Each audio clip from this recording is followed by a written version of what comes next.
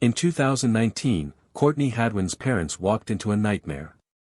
Their daughter, the girl who had once stunned the world with her powerhouse voice, was standing with scissors pressed to her throat. Not to end her life, but to silence it. Forever. This was the same voice that earned her the golden buzzer on America's Got Talent. The same voice Simon Cowell called supernatural. But at just 15, Courtney believed her gift was a curse. She had already received death threats. She had spent 3 months locked in her bedroom, unable to face the world, not even delivery drivers. Millions saw her as a rising star. But behind the scenes, she was Googling how to destroy her own vocal cords. What drove her to the edge? And what really happened after the spotlight faded? The truth is far more tragic, and more shocking, than anyone imagined. Courtney Hadwin was born on July 6, 2004, in Hartlepool, a quiet, industrial town on the northeastern coast of England. Life was simple. Her mother, Anne-Marie, cleaned offices at night. Her father, Paul, worked long shifts at the shipyard. They weren't rich, but they were close. Then, something extraordinary happened. One evening, 8-year-old Courtney sat alone in her bedroom, listening to her grandfather's old Janis Joplin records. Without warning, she began to sing. But the sound that came out didn't belong to a child, it was raw, raspy, soulful, like it had lived 1,000 lives. Her parents froze. The voice was so powerful, they thought someone had broken into the house. Even neighbors stepped outside, searching for the source. Doctors would later confirm something rare: Courtney's vocal cords were naturally structured in a way that gave her voice the grit and texture of a lifelong blues singer. A tone most artists only find after decades of heartbreak, she had at 8 years old. But while her voice turned heads, her mind was quietly unraveling. Between the ages of 6 and 12, Courtney battled severe social anxiety. At school, she barely spoke. In crowds, she froze. And while the world would one day cheer for her voice, Courtney was terrified of being seen. Records showed she said less than 100 words a year to people other than her family. She didn't even ask to go to the bathroom out loud, she wrote it down at lunch. To avoid people, she would hide in closets. Her psychologist said her anxiety was on the same level as adults with PTSD. Her parents had to decide whether to heat their home or pay for therapy, which they did and spent over £3,000 on to make her feel a little safer in the world. Then, one night in 2014, everything changed. Courtney was only 10 years old. She stood on stage at a small talent show in town on October 15, and 127 people watched. She froze for 30 seconds, and her hands were shaking so badly that her grandfather thought he'd have to carry her off the stage. But when the music started, Proud Mary, something inside her changed. She was no longer scared, and she sang like a pro, full of fire and energy. The room went crazy, and people clapped and cheered for 4 minutes straight, some even cried. A video of that performance went online 2 days later and had 50,000 views. Her grandfather Bill Hadwin, a retired steel worker who stepped in to help, drove over 47,000 miles in his old Ford Focus to take Courtney to every show and audition from 2014 to 2018. He kept track of everything in a notebook, including gas money and the snacks they bought after shows. He spent all of his £8,400 pension on her and even sold his tools to pay for a recording session. He didn't know anything about music or the internet, but when Courtney needed help, he taught herself how to run a Facebook page and YouTube channel. He drove 312 miles and slept in his car to save money for her big audition in London. Everything he did was out of love and belief. Then came her best chance, The Voice Kids UK in 2017. But getting there wasn't easy. 3 talent shows had already turned her down because they thought she was too different, but that was exactly what made her special at 14. She was shy and quiet off stage, but when the music started, it was like watching a different person. She became fierce and fearless.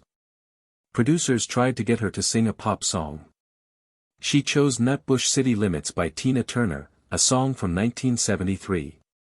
She knew it was risky, but she went with her gut, and it paid off. When she started singing, the judges were stunned. will.i.am called her performance supernatural, saying he had seen thousands of auditions but this one shocked him. The other judges were stunned, too, watching in shock as this shy teenager turned into a rock star. That moment went viral, and people still couldn't believe what they had seen. She kept performing with the same energy. She made it to the finals, but Jess Foley won. What happened next made headlines, as Jess said in interviews that she thought Courtney should have won. She said that Courtney's performances were so powerful that they raised the competition as a whole. Some industry experts agreed, saying that Courtney lost because her style was too intense for a family show. But in the end, not winning gave her freedom. She wasn't tied to a UK record deal, she could try bigger things. But fame also caused problems at school. Some of her classmates made fun of her performances by calling her the screaming girl and making memes and jokes that quickly went viral online. It wasn't just teasing, it turned mean.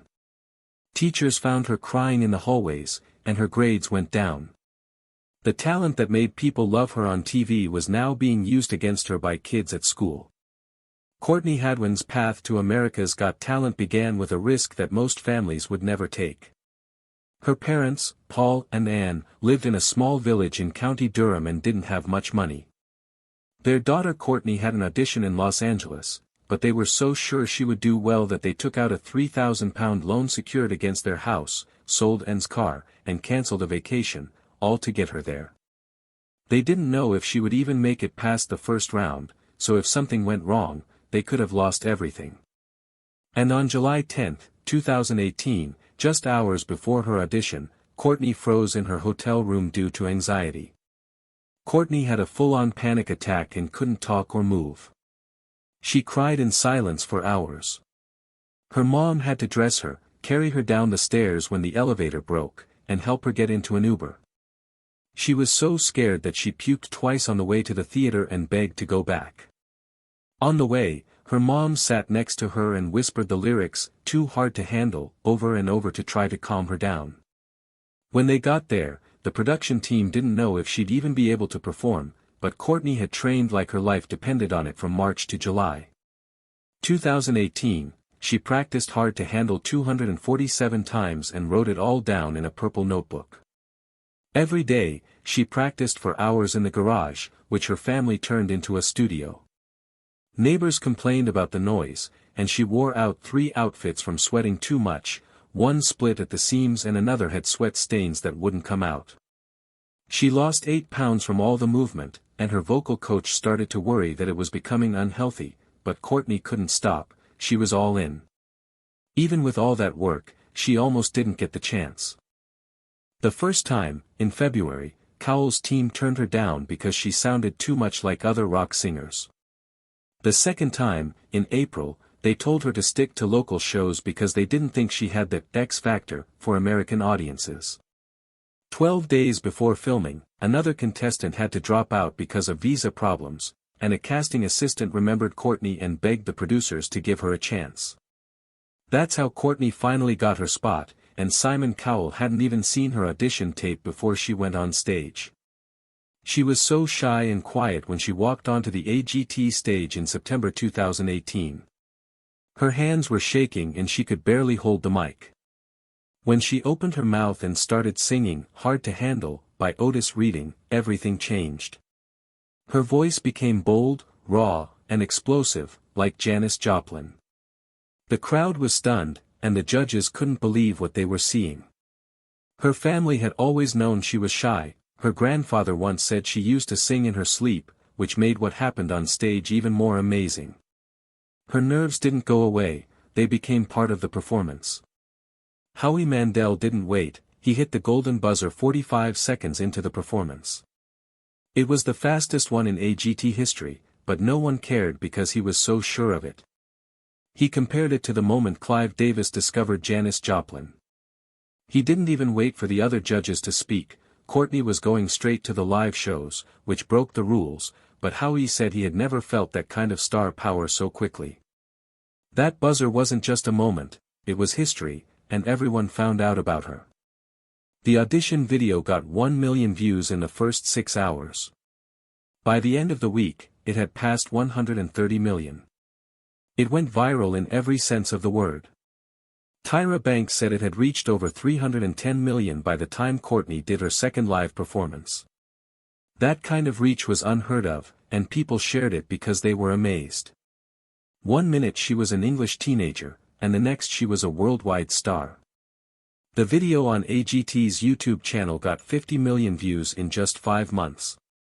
In later interviews, Simon Cowell said that not pressing the golden buzzer for Courtney was the biggest mistake of his judging career. He was about to press it himself when Howie did it first, and he said he was shocked and frozen. For someone who is known for being cold and quick to judge, admitting that showed how much Courtney had moved him.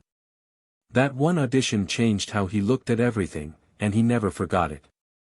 After the episode aired, Courtney's life changed completely. In just 24 hours, she got over 50,000 votes. Some of the messages she got online were from fans, some were weird, like marriage proposals, but a lot of them were real offers from record labels and talent agencies. Some of them were offering millions of dollars before she even started her career. Her social media blew up, she went from having a few hundred followers to over 100,000 in just 1 week. Her family had to get help from outsiders to handle all the attention, it was too much for them to handle on their own. When Hadwin stepped on stage, she wasn't just another teen singer on America's Got Talent, she was a storm in a school uniform. During the semi-finals on September 11, 2018, and sang Tina Turner's River Deep Mountain High. That night, 12.8 million people watched, making it the most watched AGT episode of the whole year. ABC even moved her performance to the end of the night, a spot they usually saved for their biggest stars. Over 2.3 million tweets were sent across the world in just 24 hours, and 2 million people watched the show from 47 different countries. People around the world talked about Courtney for 6 hours straight on the internet, but what most people didn't see was what was going on backstage. Courtney was only 14, and while her voice filled the room with fire, she was quietly dealing with her own panic attacks and anxiety. Sometimes she couldn't breathe, before a performance, she hyperventilated for 20 minutes straight, shook, and puked. Things got so bad that NBC had to step in. Brought in a full-time therapist, Dr. Sarah Mitchell, just for her, and her mom flew in from England to help her stay grounded. The worst thing that happened was that right before the finals, Courtney locked herself in her dressing room and wouldn't come out. It took the therapist and producers to finally get her to open the door, and she never missed a performance. The pressure wasn't just on her, everyone was watching and betting on her fellow contestants, including the winner, Shin Lim. Finalist Brian King Joseph not only admired her, he thought she would win. Chin, who rarely posted about other acts, called her the most naturally gifted performer he'd ever seen. Brian said her talent made him wonder if anyone else even belonged in the competition. In Las Vegas, the bets started to pile up. Big casinos like Caesars and MGM had her as the 2:1 favorite. William Hill said that 67% of all bets were on Courtney, and this wasn't after a season of greatness, these odds came after just her audition. But then there was the finale and a winner. 3 days before the final performance, Courtney's team made a brave choice. Instead of giving her another rock anthem, they chose a softer, more emotional song. They wanted to show the world the real Courtney, vulnerable and raw. She sat still during parts of the song, made eye contact with the audience, didn't dance, didn't scream, she just sang. It scared her more than any high-energy song ever had. It was brave, and for some fans it was a letdown that she didn't win. She came in 6th, not 2nd, not 3rd, but 6th. The show had a lot of viewers, she got the golden buzzer, and the odds were in her favor. Simon Cowell even said, "You're going to be the winner." But when the results came in, she wasn't even in the top 5. Simon's reaction was caught on camera, his jaw dropped, and his face went blank. Within 24 hours, He called her to his house and offered her a record deal with Psycho and Arista Records. The results didn't matter to Simon. He moved quickly because he knew this wasn't just another contest. This contestant was a star, but not everyone was happy about her loss. The internet went crazy with Reddit threads, Twitter rants, and Facebook debates where fans accused the show of fixing the results. Some said that since she always got the best time slots and the show promoted her more than others, it was possible that the producers wanted her to lose to avoid controversy. Others said that her rock and roll act got too repetitive, and still others said that it just didn't work with older viewers who voted more often. The hashtag Justice for Courtney started. People weren't just sad, they were angry behind closed doors. Things got worse after the finale. Courtney emotionally broke down because of the stress, the loss, and the backlash. Her family tried to protect her by canceling interviews and removing her from the spotlight, but it wasn't enough. Later, Simon Cowell would say that her story made him cry because he saw what many others didn't see, a scared teenager trying to survive behind the voice and the performances. The sudden fame, and then things got worse. Courtney started getting real, credible death threats, and the police had to step in. Her family changed their schedules, they stopped going out at certain times and moved around quietly.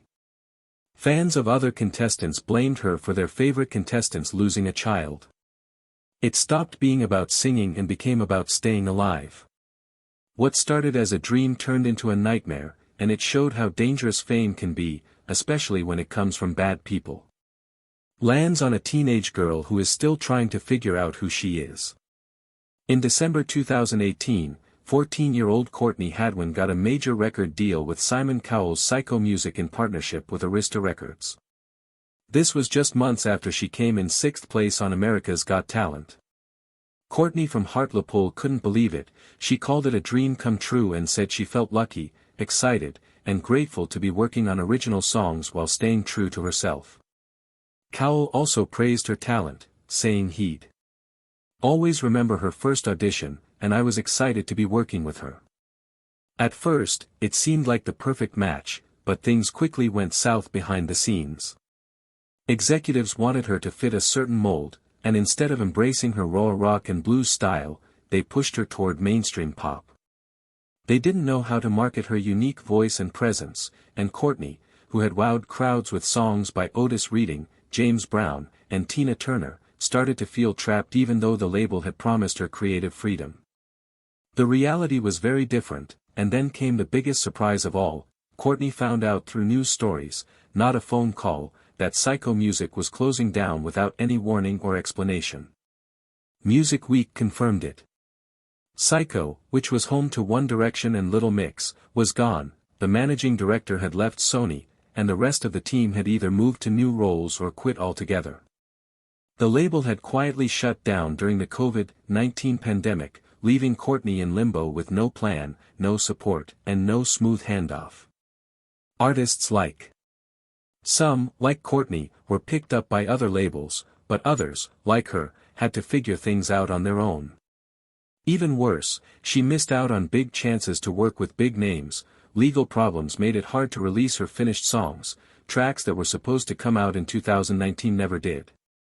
She wasn't just losing music, she was also losing money, momentum, and time. Being on a hit show and getting a big deal made it look easy, but Courtney's experience showed how messy things can be. Her stalled contract scared off other labels while her peers were advancing in their careers, she was stuck waiting and seeing everything fall apart. But she didn't give up. Instead of trying to get another record deal, she went in a different direction. She became independent and released her first self-made music video, Breaking Away, on YouTube in 2023.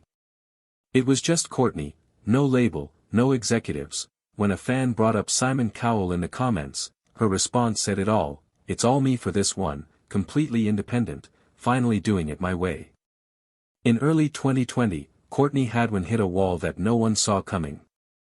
In March, April, and May, she couldn't leave her home in Hessall, County Merseyside.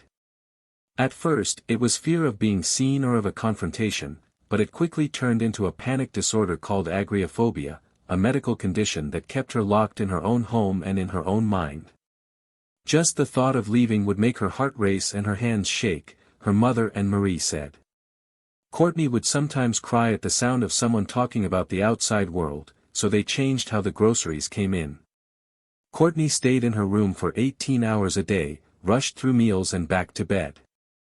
The girl whose voice had once stunned millions was now afraid to talk to the man delivering her groceries. But the scariest moment wasn't the silence, it was the night with the scissors. In late 2019, her parents found her in her room holding a pair of scissors and staring at them as if they were the only way out, not from life, but from her voice. She told her therapist that she thought her voice was cursed and that if people would finally stop hurting her if she couldn't sing.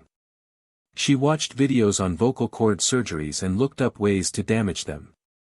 Her dad Paul caught her in the middle of her research, which was a wake-up call.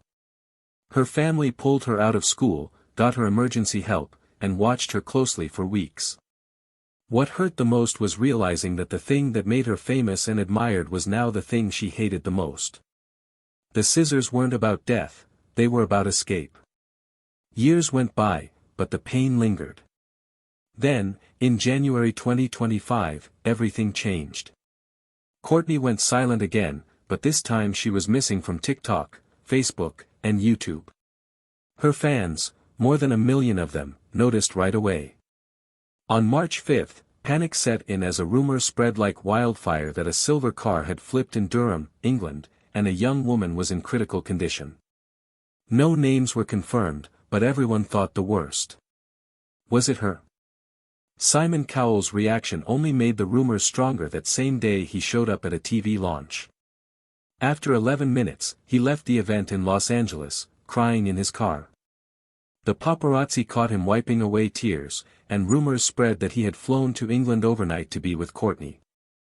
Some even said he sat by her hospital bed. A few weeks later, on a live show, he talked about her, and his voice cracked. "I've watched her grow," he said, "and seeing her like this, it's heartbreaking." The emotion was raw and real. If this was fake, then Cowell became the best actor in the world. Lovers Anywhere answered inside hours. The hashtag Pray for Courtney became trending around the world. More than 2.3 million posts flooded social media. Human beings held virtual prayer circles, created tribute videos, lit candles in London, the Big Apple and Sydney. A few celebrities who had worked along with her like Sam Fender and members of Springsteen's band published indistinct messages of support. No person stated what was truly going on. The silence simply made everything louder. Finally in overdue March 2025, the reality got here. Available have been no automobile crash, no essential injuries, but the fact changed into still serious. Courtney had suffered extreme burnout and vocal stress. Her doctors instructed her to prevent making a song absolutely for 2 entire months or hazard permanent damage. For someone whose life changed into built round her voice, it felt like dropping a limb. She could not communicate, couldn't sing, could best write and use hand gestures to communicate. She stated it excellent herself. "Losing my voice meant dropping myself. The silence wasn't just bodily, it changed into emotional, and it nearly broke her. But from that silence came some things sudden inside, the center of her healing. In her bedroom she created a music, no fancy studio, just her, a mic and raw emotion. The song was referred to as Monsters. It changed into her way of announcing, "I'm nonetheless here." She wrote it when she couldn't communicate, pouring the entirety into the lyrics. It hit range 19 on Billboard's Tough Rock chart. It reached primary on iTunes in Australia and Sweden. The song video, shot at Metropolis Studios in London, crossed 1 million views. Speedy, the voice humans feared become misplaced had again. However, it changed into exceptional, now stronger, deeper, realer. Monsters wasn't only a comeback. It became a rebirth. Fanatics who had cried for her, prayed for her, feared for her, now cheered for her. The woman who once could not walk to her front door had taken the world by means of storm once more. However, this time she failed to want everybody's permission. No longer a decide, no longer a label, now not even her very own fear.